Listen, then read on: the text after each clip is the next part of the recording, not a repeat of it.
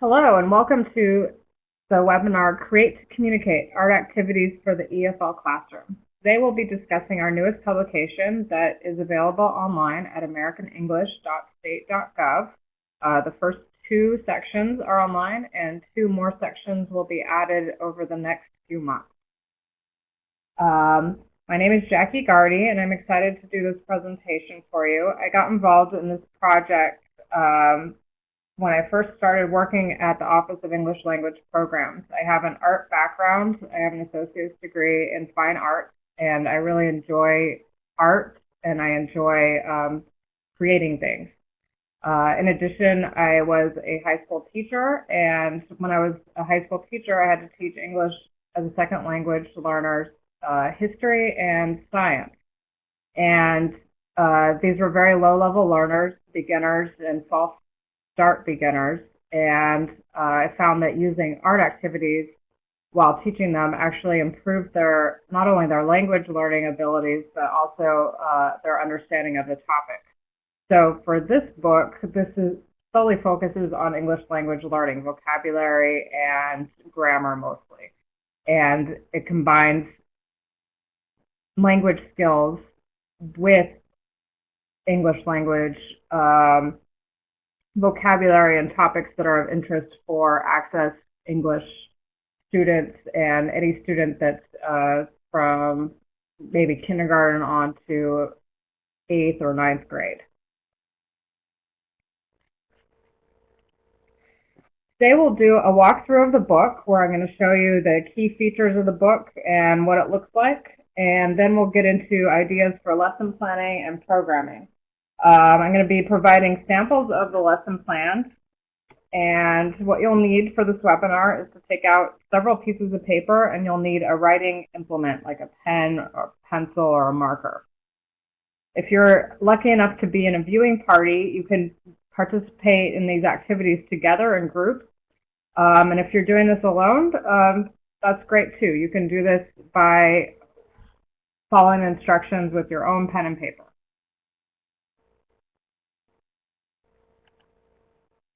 So what is Create to Communicate? Create to Communicate has 22 lesson plans for teachers designed for primary and secondary school students. The book combines English language learning and the use of art activities for hands-on learning experiences. Each activity has a focus on grammar, vocabulary, and academic skills. There are 4 types of art activities: drawing, collage, sculpture, and mixed media. They all contain comprehensive instructions for how to teach using each medium. There are full-color lesson plans designed to be used independently rather than sequentially. So you don't have to use this book from start to finish. You can go through the table of contents, which I'll show on the next slide, and pick what works for you in terms of what you're teaching today, what you're teaching grammar-wise or vocabulary-wise, and based on skill level. The language objectives and suggested skill levels accompany each lesson plan, so it's very easy for teachers to see what you need for the lesson. And this is ideal for low resource settings, so you don't need access to lots of craft supplies. All of the activities in this book can be done with very few resources, and we've also listed adaptations, modifications, and additions to best suit the resources available and the needs of your students. One of the best things about this book is that it's spiral bound for easy photocopying, and worksheets for students are available at the end of each lesson plan. You can see here, this is a model of the table of contents for drawing. Each lesson is categorized with information on the grammar target, vocabulary, and the vocabulary the learners will be exposed to, academic skills based on Bloom's taxonomy, and a loose guide to proficiency level. I'm saying loose guide because every proficiency level is different depending on your context. So what you might think is a beginning level might be more advanced for your particular group of students and vice versa. So we tried to loosely base this on TESOL standards of proficiency levels. but you'll have to look at each lesson plan individually to see what modifications you might need to make, whether you need to make it more advanced or less advanced, depending on your students in the lesson. On the left-hand side of this slide, you'll see that this is what the cover looks like for the book. One of my favorite features in this book and the most fun to create was the full-color glossary. Even if you don't have an art background, this glossary covers many key terms for art. This can be helpful for you, the teachers, and for the students. I pointed out all the key features and the different vocabulary that a person without an artist background might not know, but that might be used in the book. Now let's move on to a poll. Sometimes teachers feel a little bit apprehensive about using art materials and using art in the classroom. So what do you think are some of the obstacles for using art activities in the classroom?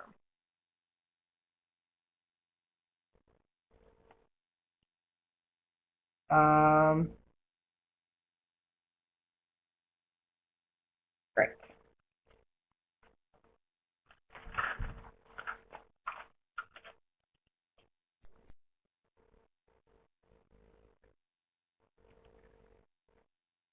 Now the first section in Create to Communicate is drawing.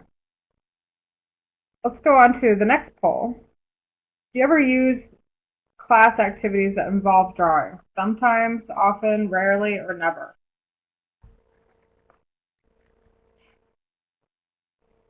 Okay, some of you say sometimes, some of you say rarely or never. Well, hopefully after you watch this webinar and look through the book, you'll have a little bit more confidence in using drawing. Drawing is a great way to enhance language learning and understanding of topics. It's also something that students really enjoy doing.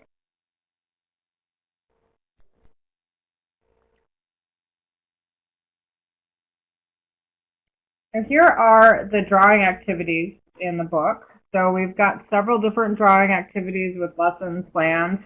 The first one is About Me, which we'll be covering today. And that's an autobiographical poem with present tense to be. And the art activity is a self-portrait, and it's on page 13. So you'll see this table of contents in front of each section of the art book.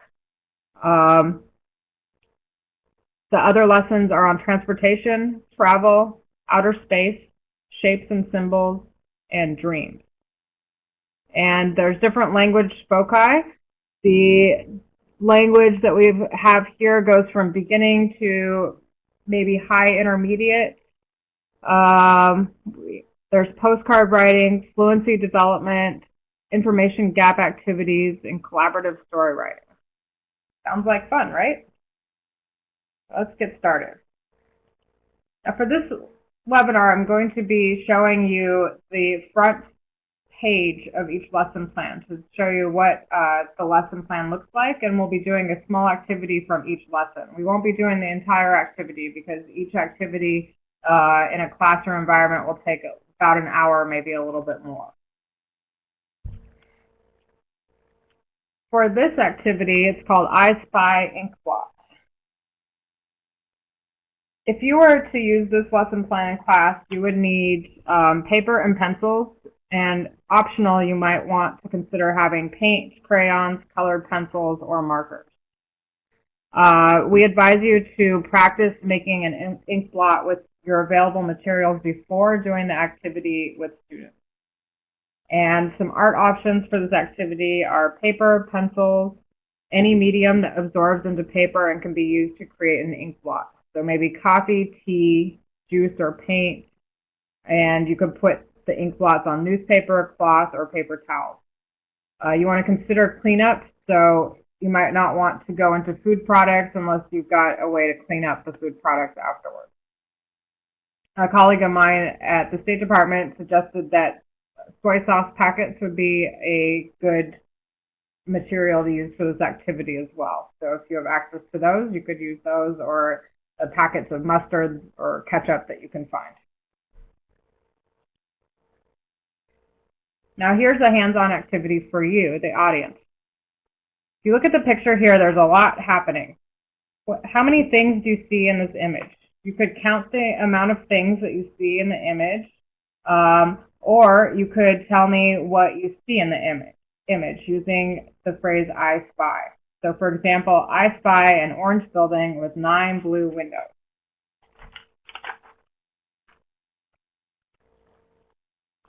So look at the picture and write down what you see.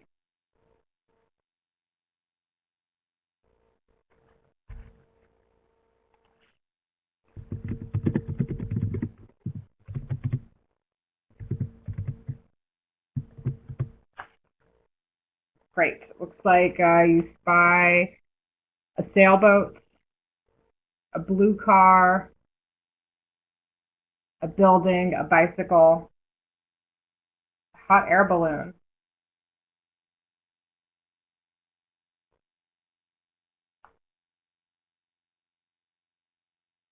an airplane in the sky. Good. And with this activity, you could be as specific or as general as possible, depending on your level of efficiency with students. So if your students are more advanced, you might want them to spy things using several adjectives, like give them 3 adjectives and 2 nouns. Give them a rule of thumb for what they spy and use the word I spy in front. Yep, for one of our more advanced students, she says she spies a skateboarder. The skateboarder is yellow. Very good. So this could create a lot of sentences. It could be an oral activity or a written activity. This is the warm-up for the I spy activity. After that, learners will be creating their own ink blocks, which we'll go into next. Let's look at this. What do you think this is? Write your response down on a piece of paper.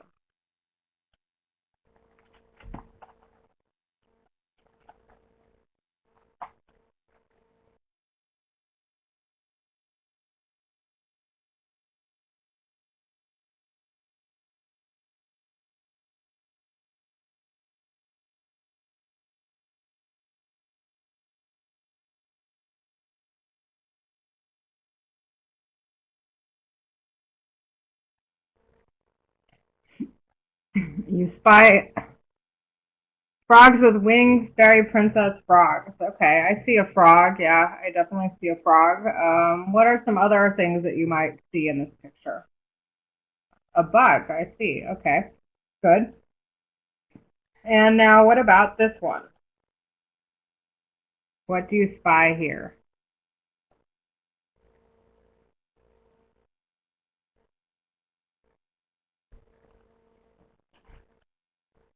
Write down your response on a piece of paper.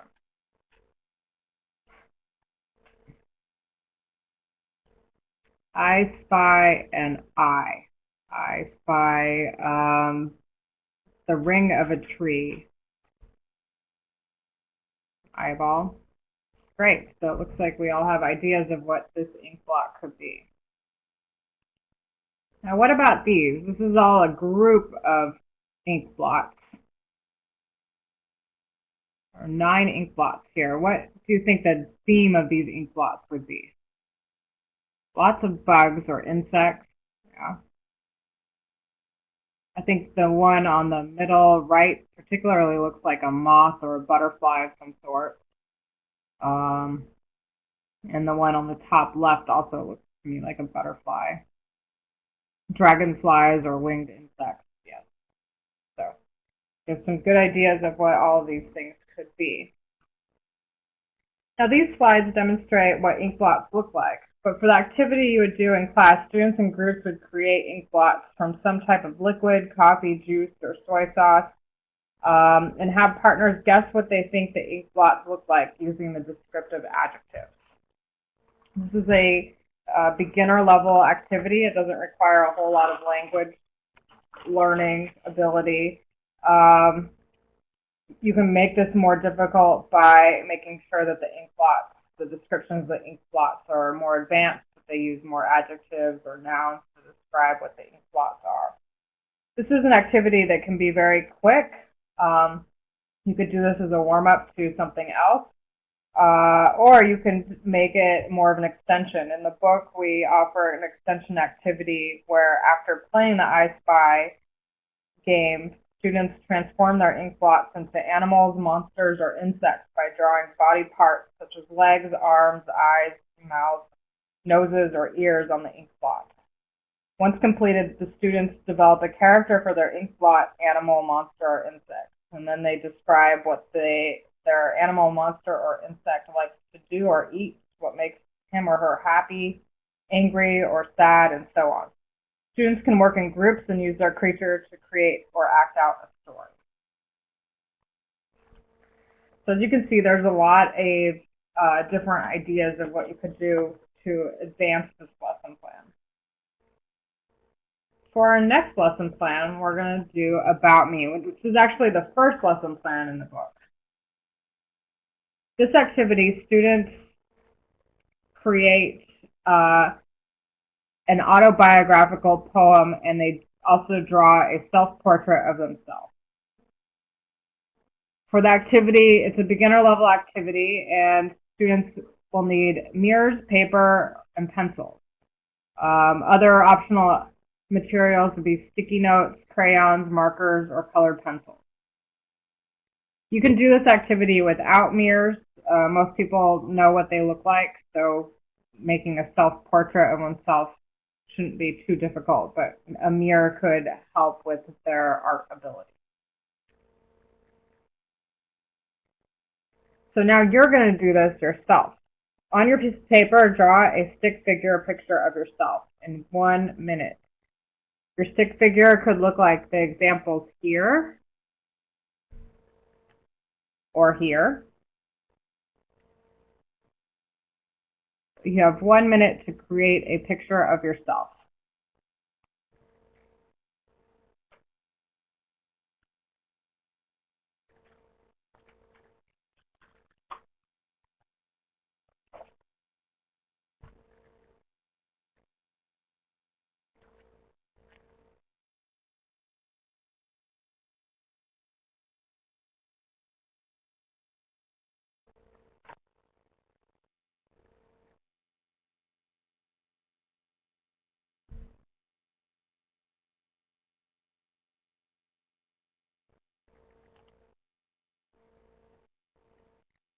Okay, now for this activity, the students just created a stick figure of themselves, and then they're going to do the autobiographical poem. So this is the instructions for the autobiography poem, where you would write 4 traits that describe yourself. For example, kind, honest, playful, or serious. List down 3 things, people, or ideas or places that you like, 3 emotions, 3 things you're afraid of, 3 things or places you would like to see, and then write the name of the town you live in. For this webinar, write your poem on a piece of paper. You can submit your poem to the Ning after the webinar, and we can all see each other's poems. The template for the poem looks like this.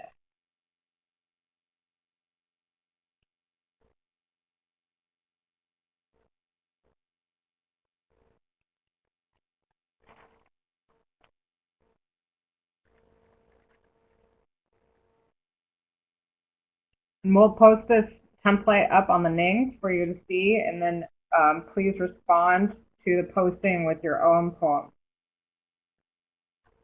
Okay, let's go on to the next activity. So our next unit is collage.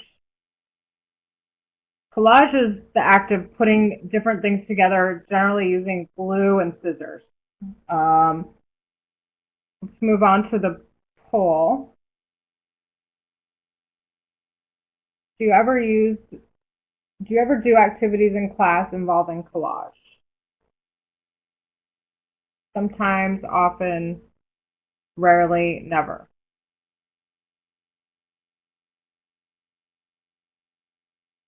Okay, it looks like a lot of you actually do. That's great. Collage can be a really fun way to enhance lesson plans.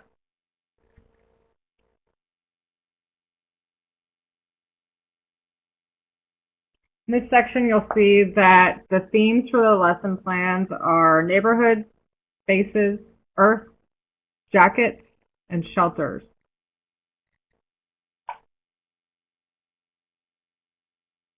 Students will be creating social issue posters, Diamante poems, natural materials collage, book involving WH questions, and map reading with prepositions of place.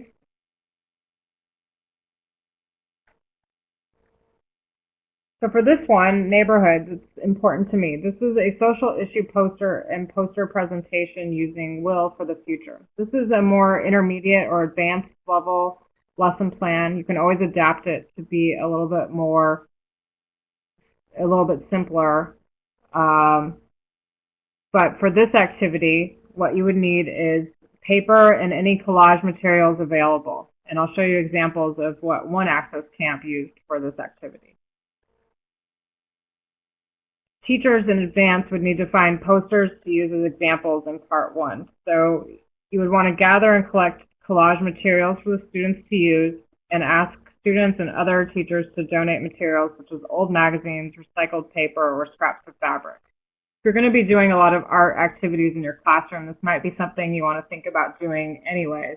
When I was a teacher, I had a little bin of crafty supplies that I just saved, and I would fill my bucket of craft supplies whenever I found something that would be interesting for students to use.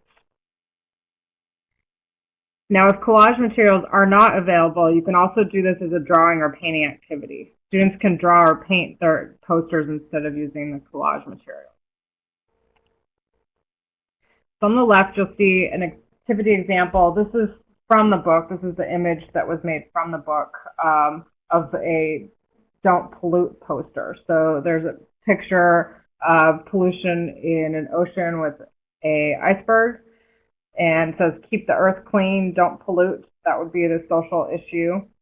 And to your top right, we have students from the Elista, Russia Access Camp, where they made a social issue poster about fish and how it's important to have clean water for fish. And they used recycled plastic bottles to paste onto their poster, and they used plastic bags as decoration. And the bottom one is also from the Access Camp, where they used a variety of materials on a cloth, like a sheet, to describe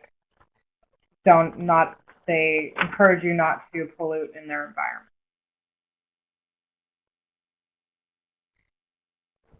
Now, after the students finish this, what they're going to do is they're going to discuss their posters and do a mini campaign in class using the construction Will for the future.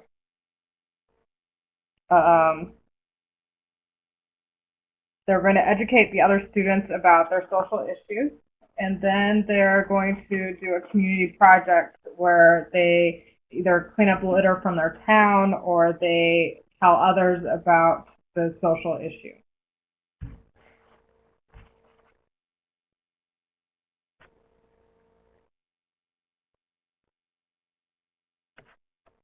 For our next unit, sculpture, this is actually my favorite unit in the book. I thought that this one was the most fun, and this is also the one that I spent time on when I was in Russia this past week. Now, do you do sculpture? Let's put up the poll and see.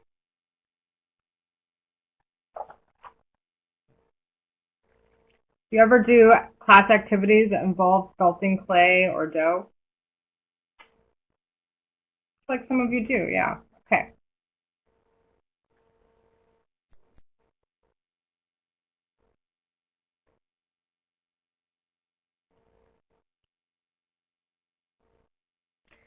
And here in this section, there are several topics: food, sea life, imaginary characters, and objects. Students will be learning how to construct questions using descriptive adjectives, comparatives and superlatives, present progressive, and quantifiers. Lots of different art activities are found in this section. There's food sculptures, fish mobiles, wire people sculptures, robot sculptures, and recycled magazine bowls. So students will get a lot of opportunity to create interesting things in this section.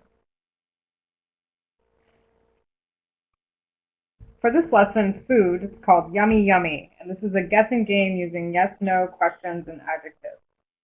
The students will ask questions and respond with answers in a food guessing game, and will use descriptive adjectives in an information gap activity.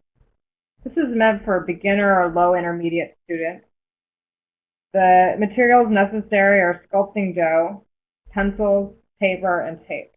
Now with sculpting dough, I'll talk about that in a few slides.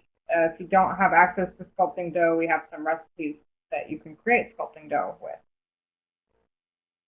Other things that you might want to consider having for this lesson plan are markers, crayons, colored pencils, or images or samples of fruits and vegetables.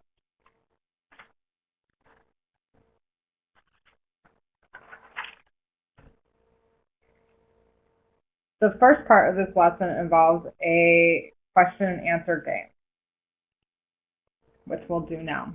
So I'm thinking of food. Write on your piece of paper questions about this food so you can guess what I'm thinking of. Is it a meat? No.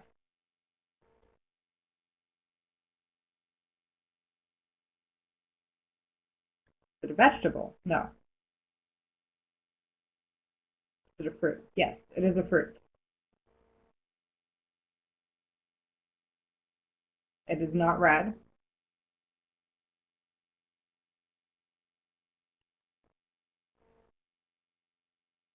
Is it orange? It could be.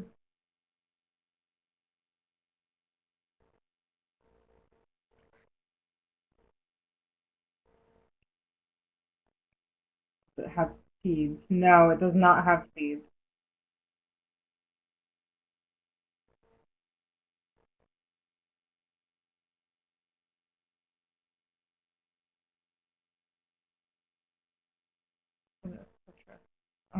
No, it is not a citrus.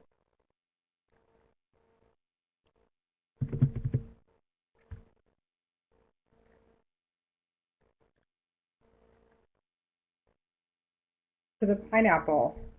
Well, yes, it is a pineapple. Ding, ding, ding. There is your pineapple. So a pineapple can be orange or brown on the outside and yellow on the inside. And it has a green stalk. It's grown in a bush.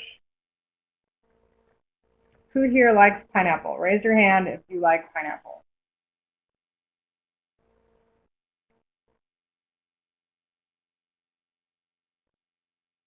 Very cool. Okay. So after you've done this guessing game, you could do this guessing game as a group, as a whole class activity, or in this lesson plan, there are pictures of different fruits and vegetables, and you could assign a fruit or vegetable to each group and have them take turns playing the same game. And only one person would have the fruit or vegetable card, and the other students would have to guess from that one card what it is. This could also be done as how we just did it, where the teacher is in front and has the idea of a fruit or a vegetable and has students take turns asking questions, determining what the fruit or vegetable is. Another way you could do this is you could tape pictures of the fruit or vegetable on each student's back, and then only certain people would see what that fruit or vegetable is, and then the person that has it on their back would have to guess what the item is. Now the next part of this activity, you would break your students up into small groups. You would use the fruit and vegetable note cards from the activity we just had, or assign a fruit or vegetable to each group, maybe a different one. You would tell students that they need to brainstorm adjectives to describe their fruit or vegetable and use the mind map here. So if you've never seen a mind map, this is a mind map. The center object is the object that's to be talked about or to be written about. And there are different categories stemming from the center. So here we have size, shape, taste, description, or color. So for this activity, I'm thinking of a strawberry. Start thinking to yourself the size, the shape, the taste, the color, or the description of a strawberry. Hopefully your mind map would look something like this. So here the strawberry is small, round, oval. It tastes sweet and juicy. You could describe it as small and round and red with black seeds.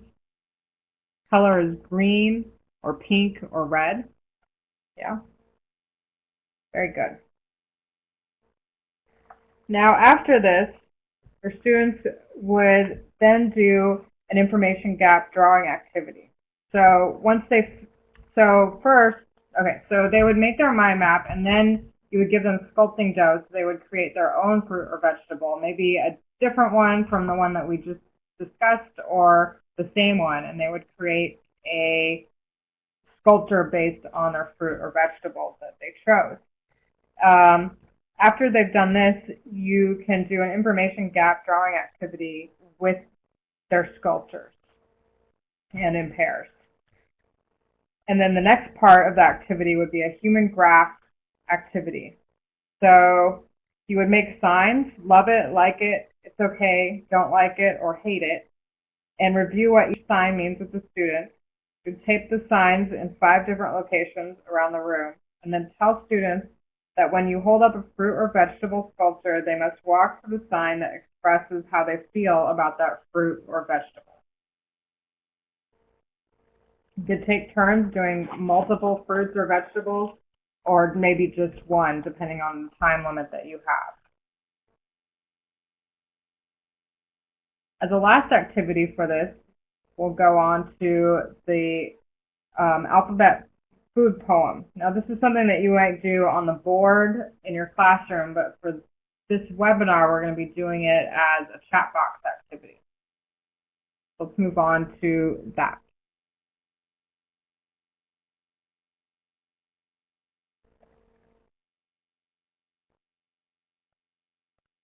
Now here we have lots of different chat boxes. Follow the instructions. You don't have to write in every chat box. Try to write in as many as you can.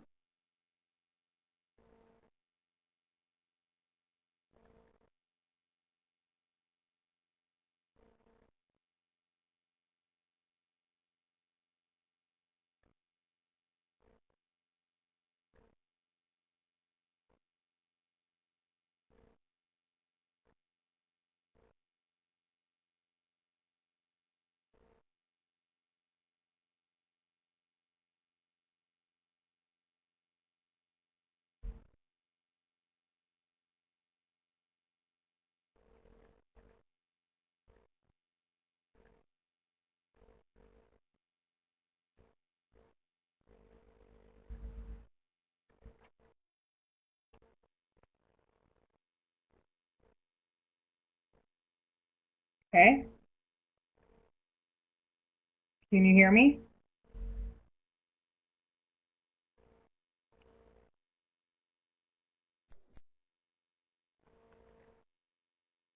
Great. So this activity could be done in pairs, groups, or together as to complete the poem. And then you could post these poems around the room or on your door, depending on your classroom logistics and whether you have your own classroom or if you're sharing it. So there's a lot that you can do with just these sculptures in this lesson plan.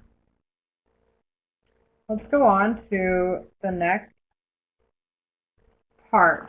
So if you don't have sculpting dough available to buy in the store, you can actually make it, and it's easier and cheaper to make it.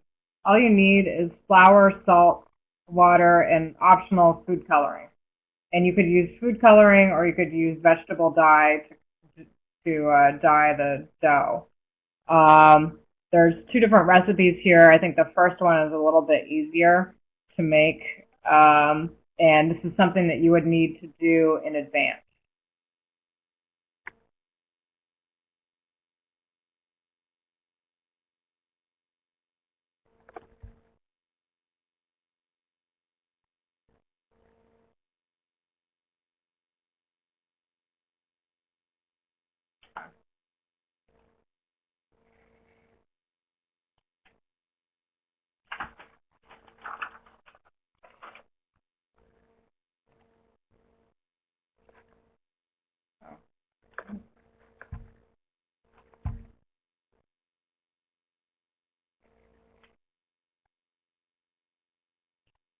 Okay, so let's go on to our next activity in Sculpture. I didn't want to give you the description of this activity first because we'll actually be using, I didn't want to give away the answers. So look at these two images. What do you think they are? Write down your ideas on your piece of paper.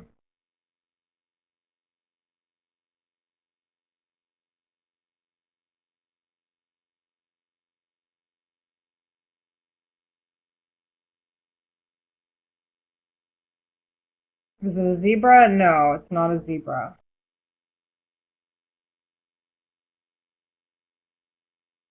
Is it a cheetah? No, it's not a cheetah either. What else could these two pictures be?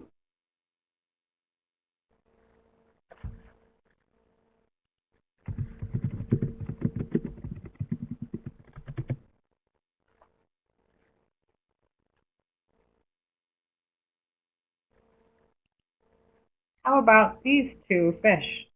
Is this what you guessed? Well, if you didn't, you're not alone. Most of the people in our office weren't able to guess that these were fish either. On the left is a angelfish of some sort, and on the right is another kind of fish. I don't know my fish vocabulary very well, but I'm going to call that a cheetah fish. It might not be, though. Now, why fish? Well, because the next lesson plan involves fish. It's called Fishy Friends. In this lesson plan, it's a listening and drawing game using descriptive adjectives for beginning and intermediate students. Students are going to create fish sculptures and use these to participate in a description game using descriptive adjectives. This lesson also starts off with an I Spy game. But the I Spy is specifically related to fish. And in this lesson plan, there are fish cards that you can cut up with different pictures of fish that you can use in the lesson. Then they will create fish using old plastic bottles, like old Coke bottles, the 2-liter kind or the pint-sized kind, or they'll cut half of it and then make it look like a fish by using poster paint. There's a second part in this lesson, which is Sea Life Part 2, and this is where students will make a mobile sculpture.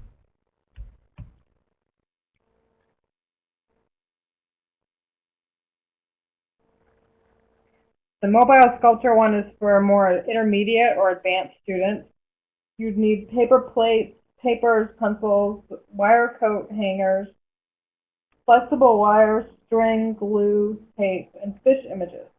So it looks like you need a lot of supplies, but you actually won't need that many supplies. If you can't find paper plates or any of these things, there are plenty of modifications so you can still do the activity without having many resources. This one also starts off with the I Spy group guessing activity, where they see an image of fish, like this. So look at the image here and see if you see all the images. I believe there are about 18 images in this picture. Can you write down all of the things that you see? A whale, a shark, an eel, A shell. A shell is not an animal, but it is a thing.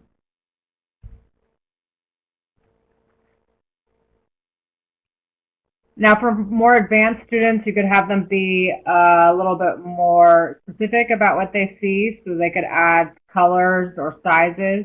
So I see a small red penguin. I see a large blue beluga whale. So you could be more or less specific depending on the proficiency level and the time that you have. When we did this in the Alista Access Summer Camp, this activity took about 20 minutes for intermediate learners. This could be a much longer activity, or it could be very short. You could have them do it in 1 minute or 25 minutes in groups or individually. So there's a lot of variation that you could do with this particular activity. I see a white happy dolphin. Very cool.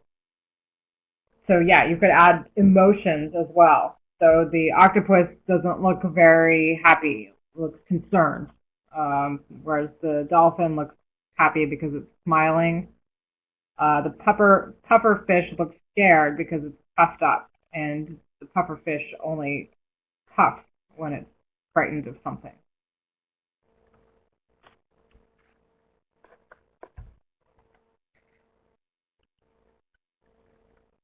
Next, we have another activity for you. Take out a piece of paper and draw the fish that I'm about to describe. The fish has a long rectangular body. The fish has a yellow body. The fish has a short yellow tail fin. The fish has a long pointy mouth that is black. The fish has a small black eye. The fish has a white stripe underneath its eye.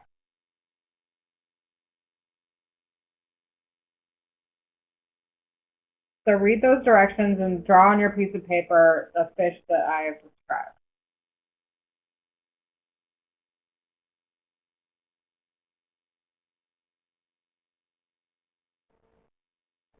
Does your fish look like this?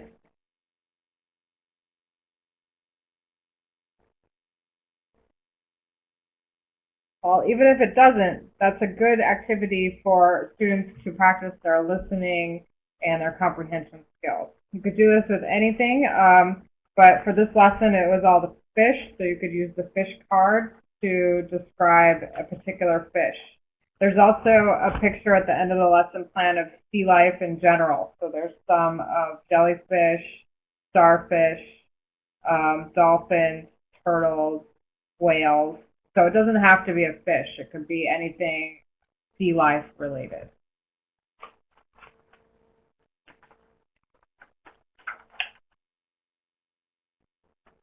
After you do that activity, you'll have students draw a fish, either the fish that's on the fish card or their favorite fish, on a paper plate. Here's some pictures of the activity. This is where I was in Alista, Russia, where the students were making paper plate mobiles of their fish. So you can see at the bottom left picture, they're holding up pictures of their fish after they finished making their mobiles. After they finished making their mobiles, they would start cutting the paper plate into a spiral so that it dangles and shows up as a mobile.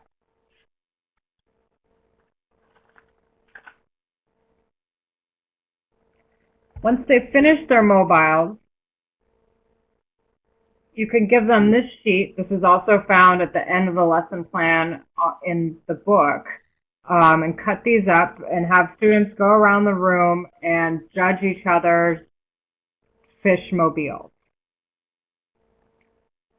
You could make your own criteria, or you could use the criteria here. So the ones that we chose were most colorful, biggest variety of sea plants, biggest variety of sea animals, most creative, most interesting or intriguing. And then the students would go around and vote for each other's mobiles. Once they're finished, you could wrap this up by asking students what they thought, and then give out small prizes to the winners of these categories.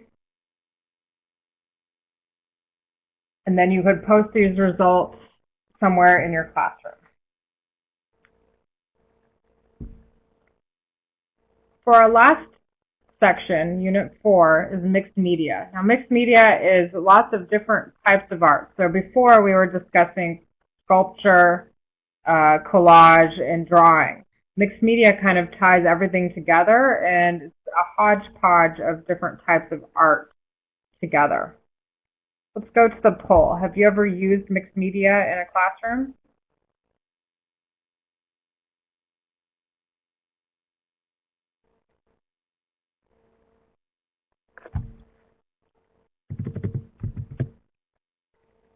Great.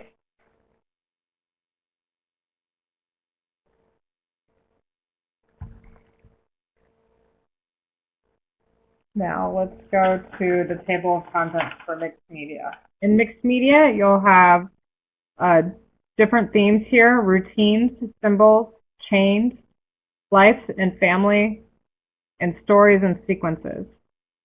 The language skills here are comparisons, personal statements and imperatives, chain stories and vocabulary word poems,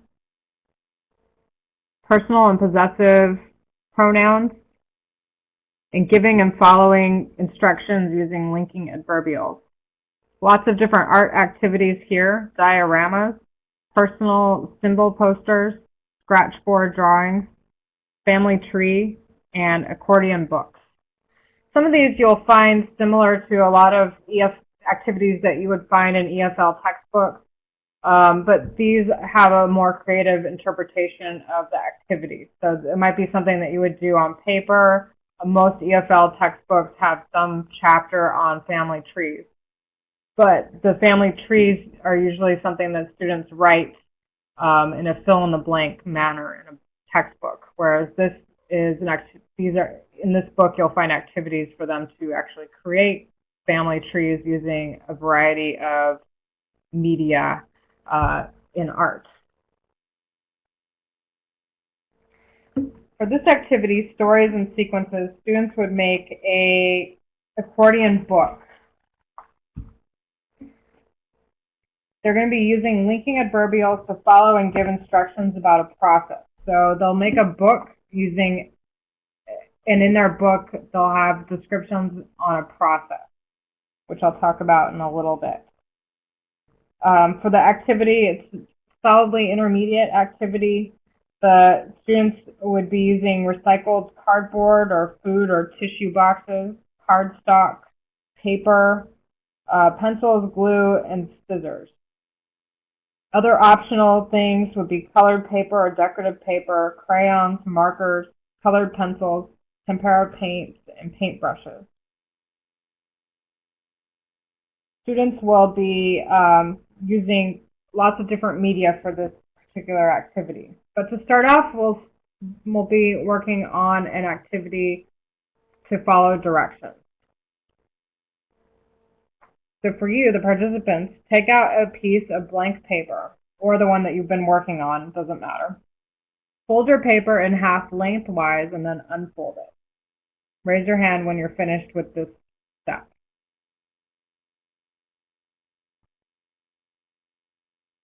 Next, fold the top corners inward, as demonstrated here in the image.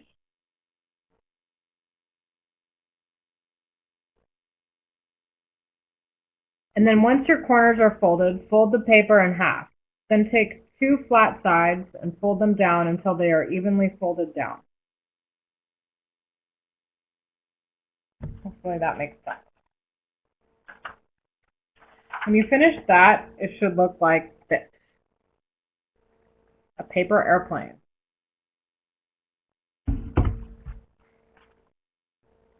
Now this is a very simple 5-step process. There are plenty of other processes that you could do in the classroom. Let's write in the chat box some processes you think you could have your students do in the same way.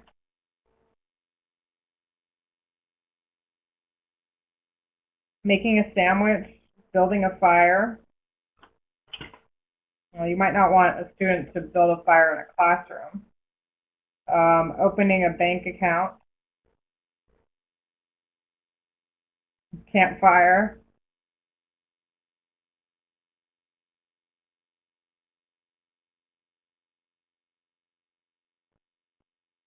Carving a pumpkin. Great. Those are all really great processes.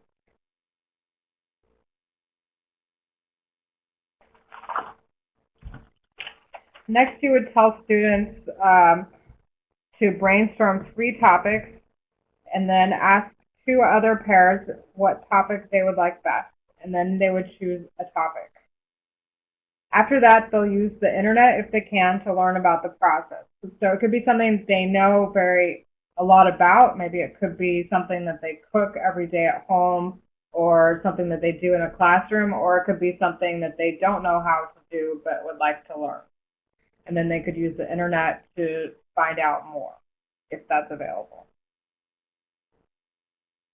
Then they're going to make an accordion book to write the process on. Some other examples would be how to draw a cartoon character, how to do a card trick, how to make a braid, how to make a stew. Good. And in the lesson plan, it describes how to make the accordion book and step-by-step instructions for that.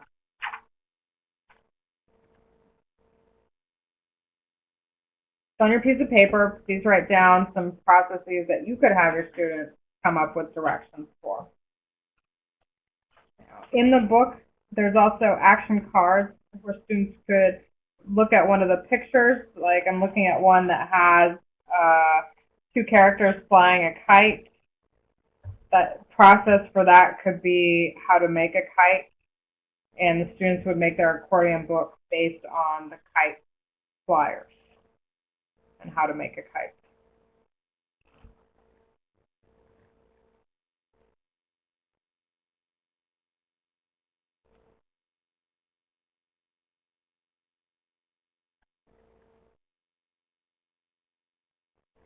Well, I hope that you enjoyed this webinar and that you got some good ideas on how to use this book effectively in your classroom. On the Ning, we have pieced together the lesson plans that you saw today in the webinar, even though they won't be available for everyone right away. So the first 2 sections, drawing and collage, are available online at americanenglish.state.gov, but the rest of the book is not available yet. But for you, the webinar participants, you will have access to all of the lesson plans that we discussed today at this webinar.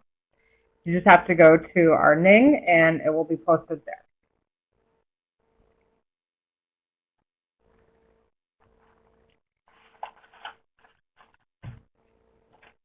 And the other 2 chapters will be available online soon. Also supplementary activities, and there will be an ebook version available for loading onto your Kindle. And all of that will be available on americanenglish.state.gov.